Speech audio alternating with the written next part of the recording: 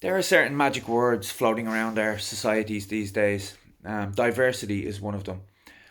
You have people like Justin Trudeau and other ridiculous human beings like him reiterate these platitudes: diversity is a strength, this kind of stuff. And I've never once heard anybody ask him what he means by that. I've never heard him explain it. How is diversity a strength? Um, it may be a strength, but I've never heard anyone show how. And if we're going to change our societies beyond recognition, which we're doing, which we practically have already done, I think it's a very legitimate question, well within the Overton window, to ask, okay, if diversity is a strength, how? Show us how. Everybody's afraid to ask because they think they'll be called racist, but I mean, I don't know why there's nobody that asks this question to the likes of Trudeau and his kin.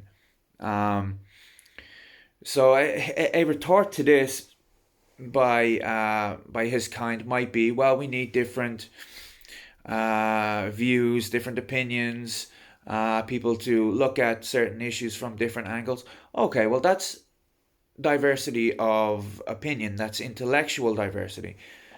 Everyone agrees with that, but that has nothing to do with race, unless you're saying you must think a certain way if you have a certain skin color.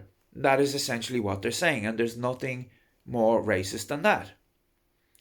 So Trudeau's idea would be that if you have 10 people in a room and they're all of different racial backgrounds, that you're going to get 10 different opinions.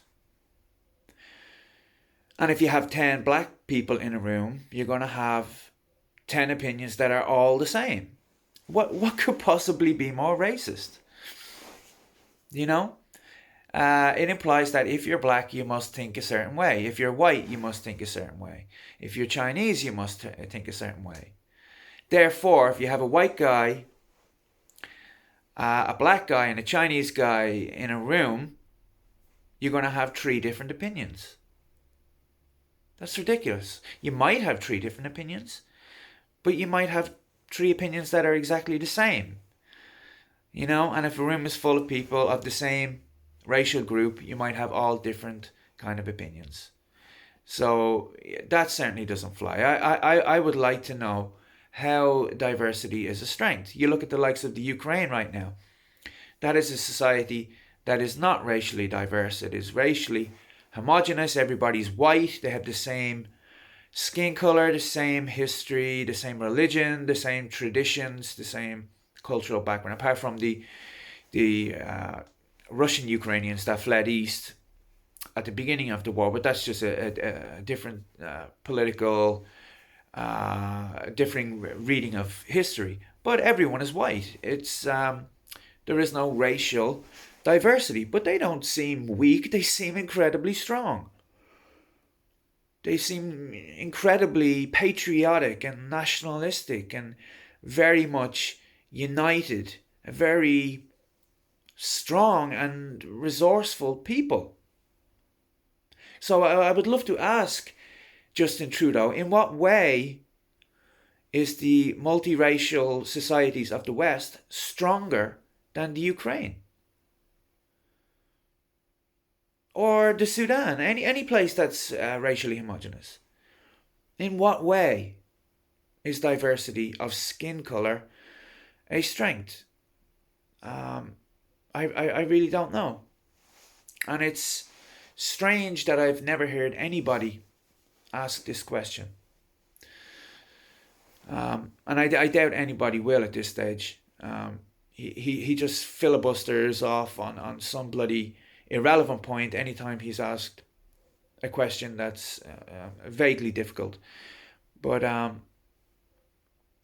yeah, I think the Ukraine is proving very much that what matters is unity, a shared history, patriotism.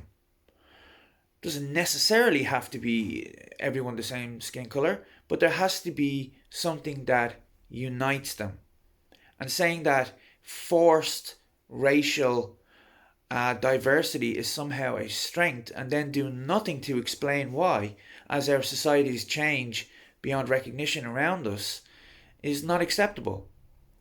He should get called out on this, and Trudeau is just the most salient example. I mean, they're the progressive leaders around the world. We all know who they are. These questions need to be put to these idiots, and I'd be fascinated to see what their answers are.